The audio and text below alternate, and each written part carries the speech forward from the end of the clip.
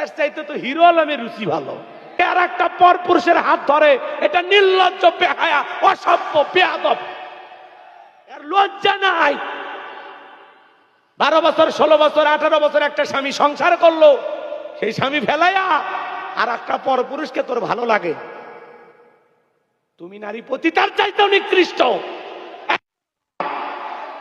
কেমনে পারলি স্বামীরা বাচ্চার মনে কষ্ট দিতে? কেমনে পারলি? একবার বাচ্চাগুলোর কথা ভাবলি না?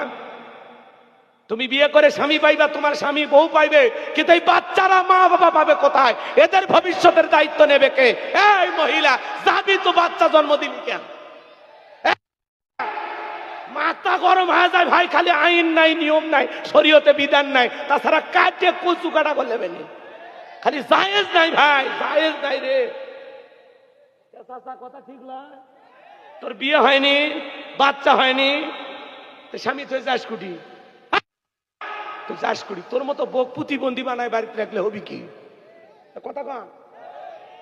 বেহায়া, অসভ্য, নির্লজ্জ, নাটক সিনেমা দেখে একে চরিত্র রসাতলে গেল। কি নারী রে? খালি নারীর দোষ, এক হাতে তালি বাজায়। তোমরা কি ফেরেশতা? ও নারী পরকীয়া কার সাথে করে? তোমার মতো পুরুষের সাথে করে না। তোকে ধরা লাগবে যুবক। তোমার বইয়ের সাথে যদি কেউ পরকীয়া প্রেম করে, মাইনা নিবা? যারা কথা কয় না, এরা ভালোবাসা শেয়ার করবি, এরা মানে দুর্বল। কথা বলা লাগবে। আপনার স্ত্রীর সাথে পরকীয়া প্রেম মানিয়ে নেবেন? মানবেন না। তাহলে আপনি যার সাথে পরকীয়া প্রেম করতেছেন ওইটা কি? ওটাও না কারো কারো কারো না কারো বউ, কারো না কারো মা, কারো না কারো মেয়ে।